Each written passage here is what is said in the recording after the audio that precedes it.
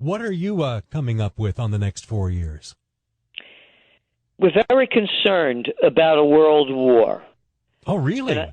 And I don't say that lightly. This is, how they say history repeats itself. Yeah. History's repeating itself.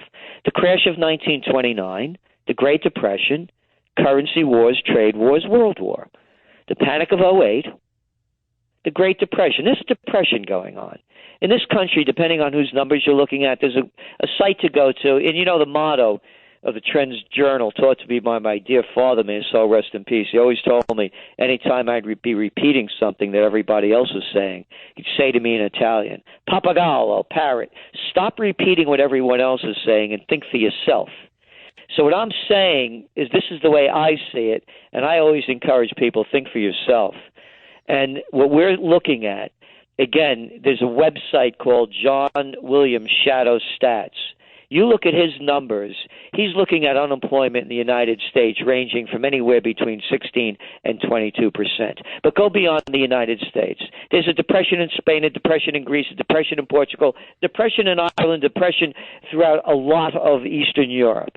So the Great Depression, and then it was followed by currency wars. There's a currency war going on.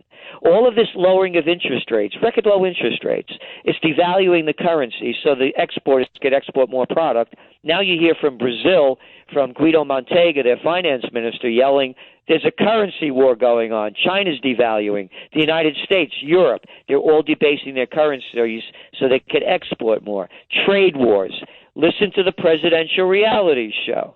Romney and Obama now are talking trade wars with China, and Obama's bragging about how tough they're getting on them. After that, it's world war.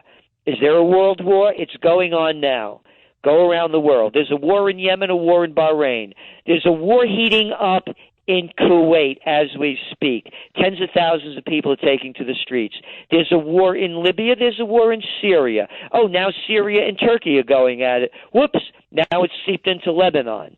Go back over to Europe. Millions of people taking to the streets. They've lost everything. People have no jobs.